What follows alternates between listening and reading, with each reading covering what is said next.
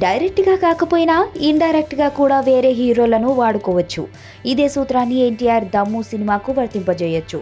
Junior cinema దమ్ము మన దగ్గర పెద్ద దుమ్ము లేపలేదు. అయితే ఇదే సినిమాను హిందీలోకి డబ్ చేస్తే జనాలు యూట్యూబ్లో ఎరగబడి చూసేస్తున్నారు. మార్చి నుంచి ఇప్పటి వరకు 87 లక్షలకు పైగా వ్యూస్ వచ్చేసాయి. ఈ సినిమాలో అంతలా అక్కడోళ్లకు నచ్చింది ఏముందబ్బా అన్న డౌట్ వచ్చింది కదా. ఈ డౌట్ అందరికీ వస్తుందిలేండి.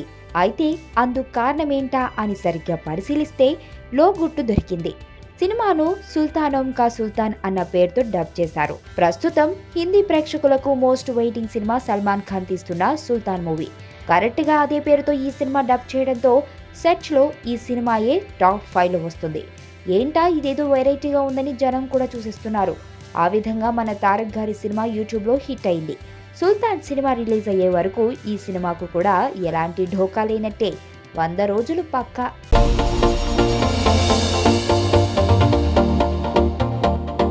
ఇక్కడున్న రంగులన్నీ నీలోనే ఉన్నాయి. నలుగురిలోకి వచ్చి చూడొచ్చు కదా.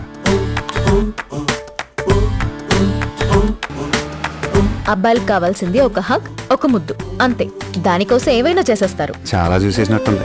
దూరం నుంచి చూడ్డం కంటే దగ్గర నుంచి చూడ్డం ఇంకా బాగుంటుందని వచ్చేసా. బాగున్నావు.